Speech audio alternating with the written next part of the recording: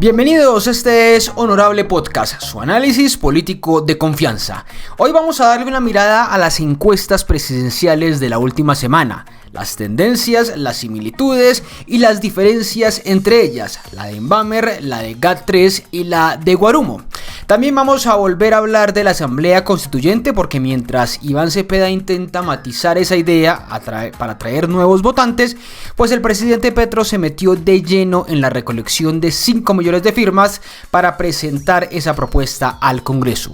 Y también vamos a hablar del caos que hubo en la campaña de Paloma Valencia esta semana después de su propuesta de nombrar a Álvaro Uribe como su ministro de Defensa. Yo soy Ricardo González Duque y aquí comienza Honorable Podcast. Honorable Podcast, para que hablemos de política con ideas, sin insultos.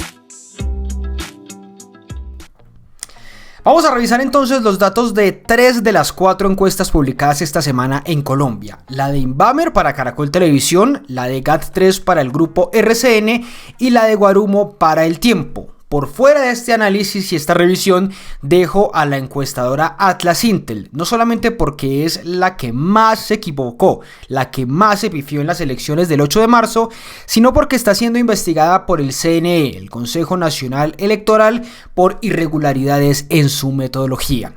Después de la primera vuelta, dependiendo sus resultados y qué tanto acierto o error tiene, pues veremos si volvemos a publicar aquí, por lo menos en ese espacio, sus resultados, que en Colombia, recuerden ustedes, pues son difundidos por el altavoz de la ultraderecha, que es la revista Semana.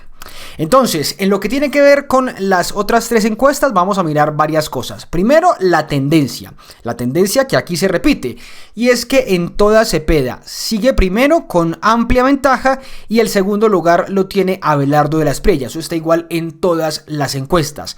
Paloma aparece tercera, en algunas encuestas tiene empate técnico con Abelardo, pero en otras aparece pues más alejada del sombrío candidato de la Espriella.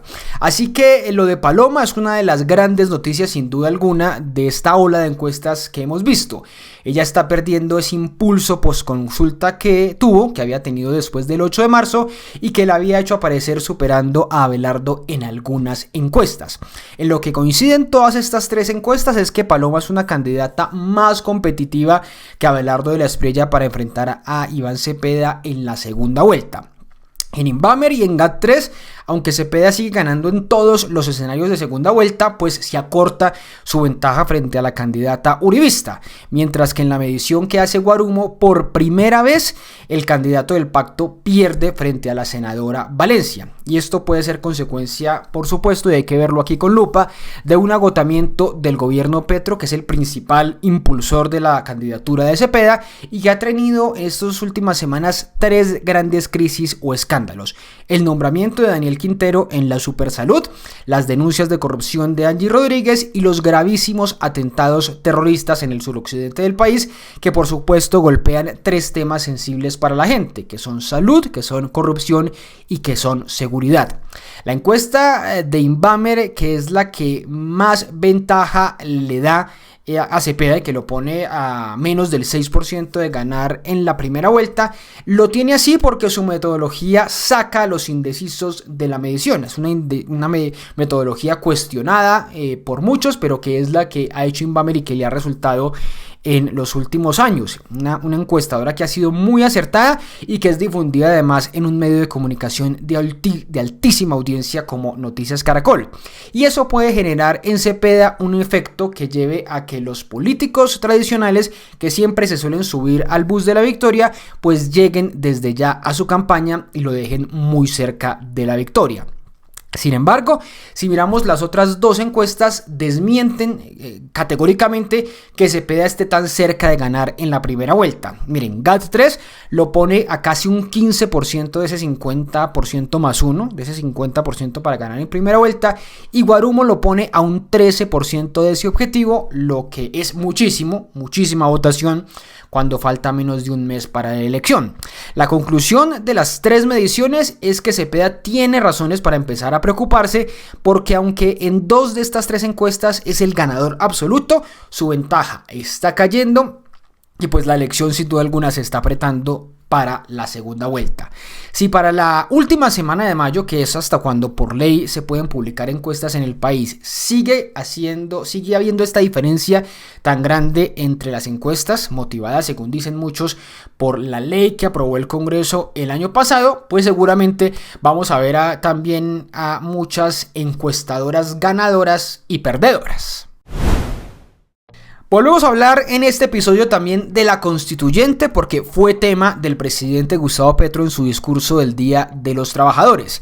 Y es que a su insistencia en este tema puede poner en aprietos al candidato Iván Cepeda, porque en este último mes de su campaña se le pueden enredar las cosas y complicar su apuesta para ganar en la primera vuelta, y también esas declaraciones de Petro pueden ser un riesgo para la segunda vuelta. Desde Medellín, el epicentro tradicional de la derecha en Colombia y donde se llenó el Parque de las Luces para su discurso del 1 de mayo, pues el presidente Petro dijo que espera que haya más gobiernos progresistas en Colombia, lo que es claramente un guiño hacia Cepeda. Sin embargo, con su anuncio de que el 20 de julio le presentaría al país esas 5 millones de firmas para la constituyente, pues puede espantar votos a su candidato presidencial. Y es que pareciera que Petro borra con los pies lo que Cepeda y su campaña habían intentado armar con muchísimo cuidado, y es esa idea de que antes de adelantar una constituyente, pues debería haber un acuerdo nacional en el país, como lo dijo por ejemplo Cepeda en su extensa entrevista esta semana con Noticias Caracol.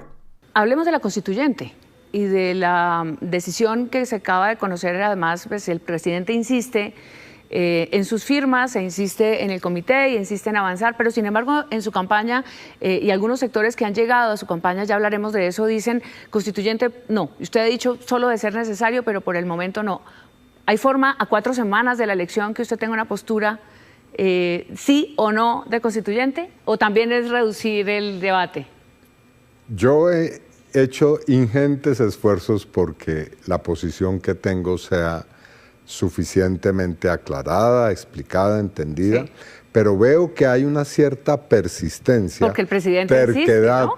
Sí, o sea, pero es muy difícil bueno, mientras el si me presidente preguntan Petro por mi posición, firmas, yo la explicito. Ya. Mi posición es muy clara. Necesitamos un acuerdo nacional, y ese acuerdo nacional sí puede terminar en una constituyente, si es parte del acuerdo. Y entonces habrá que hacerla, pero puede ser que no termine en eso perfectamente. Lo importante aquí, más allá del procedimiento, es el contenido de los acuerdos. El caso es que, como se los conté desde el episodio anterior, el presidente Petro lleva 2 semanas ambientando esta constituyente. Primero planteó 11 temas que tendría esa Asamblea Nacional Constituyente. Luego hizo pública una cuenta bancaria para financiar la recolección de firmas, y ahora plantea que le llevará la propuesta al nuevo Congreso, como lo anunció desde el Tarimazo en Medellín. La recolección de firmas, que son 5 millones de firmas, para entregarle al Congreso de la República, el nuevo elegido, el día de mi último discurso como presidente de la República. Hoy se constituyen en toda Colombia, ojalá en todos los municipios, los comités por la constituyente. Invitamos a recoger las firmas. Y aunque la propuesta de Petro es hacer realidad las reformas sociales y una reforma del sistema político del país sin reemplazar los derechos conquistados con la Constitución del 91, pues su idea por supuesto que genera muchísimo ruido ante la posibilidad de que se reviva la reelección presidencial, o de que Colombia cambie el modelo económico y se convierta así en otra Venezuela, que es la repetida narrativa con la que asustan desde la derecha. Esos miedos, sean ciertos o no lo sean, pues alejan la posibilidad de que votantes nuevos lleguen a donde Iván Cepeda, así él y los otros voceros de su campaña, como María José Pizarro, como Juan Fernando Cristo o Ariel Ávila, entre otros, pues intenten matizar esa idea de la propuesta de la constituyente. Para estas semanas que le quedan a la campaña, Cepeda tendrá que caminar por una línea muy delgada, sin apartarse de Petro, porque es la plataforma que lo tiene primero en las encuestas, pero al mismo tiempo sin casarse con la constituyente, porque va a generar estos miedos que les digo. Con lo que ha pasado en estas últimas 2 semanas y con lo que dijo en el discurso de Medellín, Petro parece estar enviando al mismo tiempo 2 mensajes contradictorios. de apoyo a Cepeda cuando habla de continuar los gobiernos progresistas en el país, pero también de prepararse eventualmente para ser un opositor de Paloma Valencia o de Abelardo de la Espriella, y para eso la constituyente que él quiere liderar es clave para salir a hacer campaña como expresidente. Y hablamos ahora del caótico episodio, la nueva tensión entre Paloma Valencia y Juan Daniel Oviedo por esa propuesta de que Uribe fuera el ministro de Defensa de un gobierno de ambos, justo en un momento muy sensible para el país, cuando se conocía desde la JEP que los falsos positivos, una de las gravísimas consecuencias de la seguridad democrática del uribismo, ya no eran 6.402, sino 7.837 víctimas. A Juan Daniel Oviedo no le gustó esa propuesta de Paloma Valencia, pero más allá de esa contradicción que se ve nuevamente entre ellos, lo que parece estar claro es que la unión entre los diferentes que están intentando vender los dos para ganar la presidencia, pues no les está funcionando. ¿A usted le gustó o le gusta la idea de que Álvaro Uribe sea el ministro de Defensa de Paloma Valencia, como se lo propuso este fin de semana en Santa Rosa de Osos? No, me parece que no es el mensaje, y se lo dije a ella anoche, pero hay que respetarla, por eso sabemos que somos distintos, y yo no la voy a cambiar a ella. También hay que entender una cosa, y es que estamos en campaña política, ¿sí? Y hay estrategias y hay mensajes que se dan desde el punto de vista estratégico. Y es que este fragmento de la entrevista es muy diciente por varias cosas. Primero, porque el principal tema del plan de gobierno de Paloma de Oviedo es la seguridad. Sin embargo, entre ellos no están de acuerdo con quién lideraría ese programa. Paloma quiere que lo haga Álvaro Uribe y reviva así en el país la política de seguridad democrática que significó resultados favorables frente a varios delitos, pero a costa de falsos positivos y chuzadas, es decir, muerte de inocentes y espionaje de la oposición. Mientras que la idea de Oviedo es pasar la página y no repetir un programa de seguridad que había en el país hace 20 años. Pero no solamente está incómodo Oviedo, la entrevista muestra que él, a pesar de haber sido un uribista desde siempre, pues se ve mal en esa campaña porque su candidata presidencial, primero, dijo que no apoyaba la adopción de parejas homosexuales como la que tiene él, que ese fue el primer desencuentro entre ambos, y ahora Oviedo está inconforme en esa campaña por este ofrecimiento a Uribe, que termina siendo no solamente una afrenta a las víctimas de ese gobierno, sino también una forma de espantar a sectores moderados que intentan llegar a esa campaña, algo parecido como les contaba ahorita que está pasando con la constituyente. En el caso de Iván Cepeda es lo que pasaría o lo que está pasando en la campaña de Paloma y Valencia por este ofrecimiento. Oviedo también se ve indigno y además está quedando humillado por cuenta de lo que ha pasado estos últimos días, porque le tocó agachar nuevamente la cabeza, cuando Paloma dijo que ella sería la presidenta y la que mandaría, que sería la que elegiría a sus ministros, y está quedando también indigno porque el mismo Oviedo aseguró que él era algo así como una llanta de repuesto, por supuesto lamentable. Oviedo confesaba en la entrevista que estábamos viendo en Blue Radio que la declaración de Paloma, de Uribe, ministro de Defensa, hacía parte de algo así como una estrategia política, una estrategia de campaña.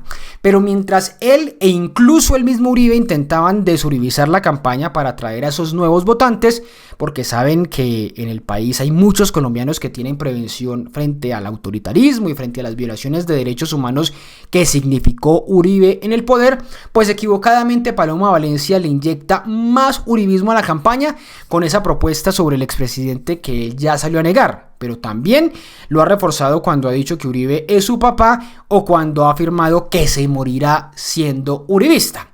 Así que, como les decía en otro episodio, la campaña de Paloma está padeciendo un complejo y peligroso síndrome de cobija corta, porque mientras ella gana votos de derecha dura con propuestas como esta de Uribe en defensa, pues pierde votos de centro que se podrían acercar a Cepeda en últimas.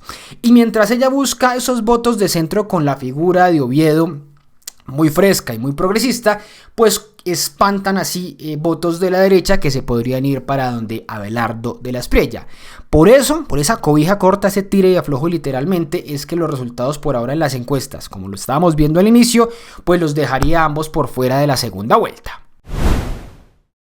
Y así vamos terminando este episodio de Honorable Podcast. Esta semana que viene vamos a estar atentos a los debates. Ya viene uno confirmado por RTBC, aunque sin los candidatos punteros. Será esta semana el 6 de mayo. Y podría haber uno más al que asista Iván Cepeda en la Universidad EAN. Vamos a ver si por fin asiste a ese debate.